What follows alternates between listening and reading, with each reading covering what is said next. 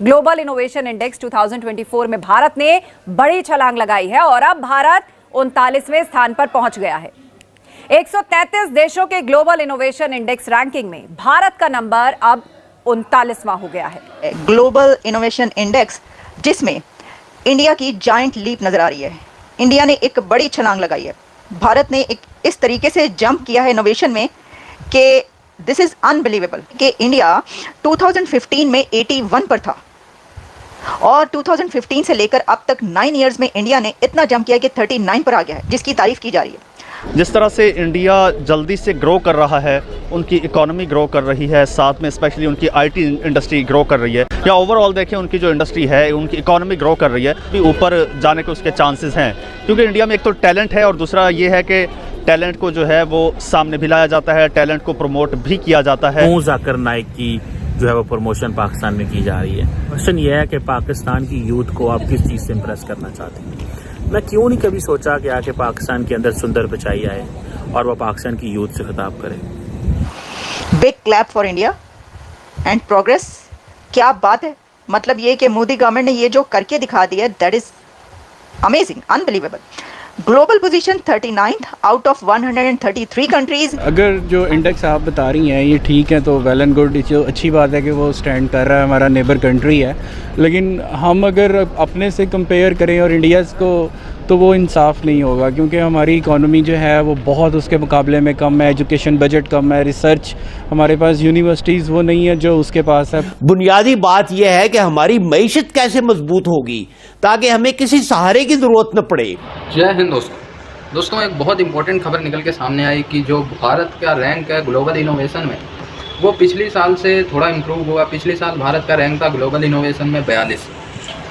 इस बार दोस्तों 42 से थोड़ा और इम्प्रूव होके 39 हो चुकी। और दोस्तों ये रैंकिंग जो है जिसने मीडिया ने निकाली है, उसने कहा भारत की रैंकिंग ये बहुत तेज़ी से बढ़ रही है और अगली साल तक यानी नेक्स्ट ईयर में 2025 तक, जो इस समय ग्लोबल इनोवेशन में भारत की रैंक 39 है, वो 39 से इम्प्रूव होकर टॉप 20 में आ जाएगा। ये भी उस रिपोर्ट्स का कहना है। और भारत में जिस तरीके से इनोवेशन हो रहे हैं, चाहे वो स्विगी हो, चाहे वो जोमेटो हो, या और कुछ चीज़ें हों, ठीक है, ओला हो, उबर हो, ये चीज़ें जितनी तेज़ी से भारत में इनोवेट की जा रही, वो जो है ऐतिहासिक है। ठीक है, इससे पहले जो भारत का इनोवेशन में रैंक था वो बहुत ही नीचे था। आज से अगर 5 साल पहले की हम बात करें तो हम 60-70 नंबर पे चलते थे। आज हमारा रैंक 39 हो चुका है। काफ़ी प्राउड की बात है। पाकिस्तान इसको देख के जल रखा है। पाकिस्तान जलेगा क्यों?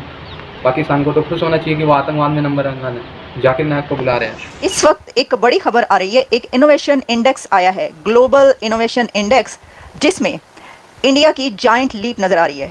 इंडिया ने एक बड़ी छलांग लगाई है। भारत ने एक इस तरीके से जंप किया है इनोवेशन में कि this is unbelievable, amazing, surprising. देखिए, ये जो ग्लोबल इनोवेशन इंडेक्स है ये विपो की तरफ से आता है, WIIPO, जो कि one of the specialised agency है यूनाइटेड नेशंस की, और एवरी ईयर ये रैंकिंग देती है। वर्ल्ड ग्लोबल इनोवेशन इंडेक्स में ये बताया जाता है कि कौन सा कंट्री इनोवेशंस में कितना उसने काम किया है, कहाँ पर पहुँचा है और कितना आगे है। तो इंडिया ने 9 इयर्स में, 9 साल के अंदर 42 पॉइंट्स जंप किया है। ये मैं बोल रही थी, ये जो अमेजिंग थिंग हमें नज़र आ रही है वो ये है कि भारत ने 9 सालों के अंदर 42 स्कोर जंप किया है, 42 पॉइंट्स जंप किया है। क्योंकि इस वक्त इंडिया 133 कंट्रीज़ में 39th स्पॉट पर है। लेकिन जब आप इसको देखते हैं कि पहले कहाँ पर था, तो आपको ये पता चलता है कि इंडिया 2015 में 81 पर था और 2015 से लेकर अब तक 9 इयर्स में इंडिया ने इतना जंप किया कि 39 पर आ गया है, जिसकी तारीफ की जा रही है। अब मैं आपको अगर इसके ही बताऊं कि कैसे इंडिया ने इन सालों में जंप किया, तो देखिए, जैसे मैंने कहा कि 2015 में इंडिया 81 पर था, फिर उसके बाद 2016 में 66 पर आया, 2017 में 60 पर गया, 2018 में 57 पर आया, 2019 में 52 पर पहुंचा, 2020 में 48 पर पहुंचा, और इस वक्त हमारे सामने इंडिया मौजूद है 2024 की ग्लोबल इनोवेशन इंडेक्स में 39 पर। Big clap for India and progress. क्या बात है, मतलब ये कि मोदी गवर्नमेंट ने ये जो करके दिखा दिया, that is amazing, unbelievable. Global position 39th out of 133 countries. लेकिन अब इसके अंदर एक और मोड आता है।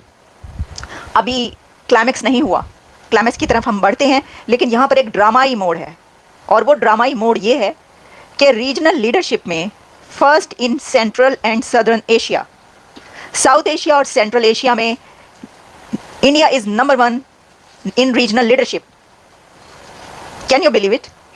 Regional leadership first in central and south Asia. अच्छा, फिर इसके अंदर इकोनॉमिक कैटेगरी भी है, और इकोनॉमिक कैटेगरी में first among lower middle class income countries, के lower middle class income countries का जो पूरा एक ग्रुप है, एक कैटेगरी है, उसके अंदर इंडिया फर्स्ट आया है, पहले नंबर पर है। तो इसका मतलब ये हुआ कि 39, आप टोटल जब आप पूरी दुनिया के कंट्रीज को लेते हैं और उसमें देखते हैं कि कौन सा कंट्री कहाँ पर है, तो उसमें तो 133 में से 39 पर है, लेकिन इंडिया 2 जगहों पर पहले नंबर पर है। एक south and central Asia regional leadership, और सेकंड इकोनॉमिक कैटेगरी में भी India in lower middle class income countries में पहले नंबर पर है। अच्छा, फिर अब मैं आपको बताती हूँ कि वो इनोवेटिव सिटीज़ कौन से हैं इंडिया के।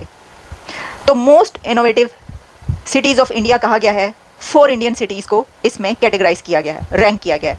एक है मुंबई, दिल्ली, बेंगलुरु एंड चेन्नई। 4 ये देखिए, वो तो हमें पता है ना। देखिए, जो मुंबई है उसकी तो अपनी एक पहचान, अपनी ही एक जगह है पूरी दुनिया में, ठीक है ना। पाकिस्तान की हुकूमत क्यों बुलाना चाहती है जाकिर नाइक को? क्यों जाकिर नाइक की जो है वो प्रमोशन पाकिस्तान में की जा रही है?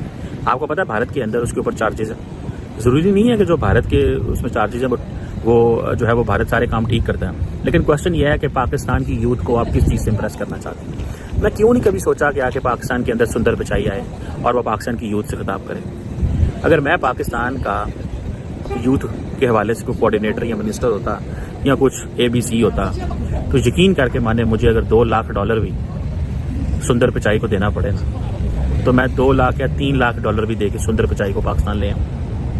मैं एलॉन मस्क को कोई $1 मिलियन दे के पाकिस्तान ले आऊँ। क्या फ़र्क पड़ता है? 30, 40, 50 करोड़ हुकूमतों को 40, 50 करोड़ रुपया क्या कहता है? 50 करोड़ रुपया दे के आप एलॉन मस्क को कहो आ जा यार $2 मिलियन दी तेन एक रात चार्टर तेन जहाज का लें, ठीक है, और तुम आ जाओ पाकिस्तान। उसके पास अपना ही बड़ा कुछ है, उसे कहीं तेल तू पॉली पैसे ऐसे दे दें, ठीक है, जैसे हम करते होते हैं अक्सर कॉन्फ्रेंसिस में कि आप आ जाएं, टिकट के पैसे हम दे देंगे। सो क्वेश्चन ये है कि हम चाहते क्या है यार? क्यों? आप इमेजिन करें अगर सुंदर पिचाई पाकिस्तान आए, अजय बंगा पाकिस्तान आए और आके पाकिस्तान की एक यूनिवर्सिटी में लेक्चर दे दे पाकिस्तान की इकोनॉमी के बारे में, पाकिस्तान के मुस्तकबिल के बारे में, फ्यूचर के बारे में लेक्चर दे जाए, क्या ही मज़ा आए यार।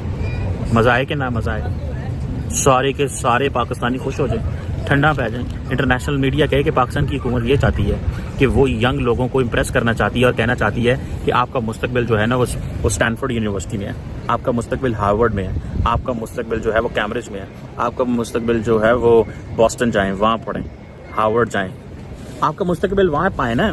तो मुस्तकबिल जो है वो इसके बारे में नहीं है। ये जरा पाइया है पाकिस्तान, ये जरा पाइया है वे, ये पाकिस्तान की यूथ के लिए कोई इसने काम नहीं किया।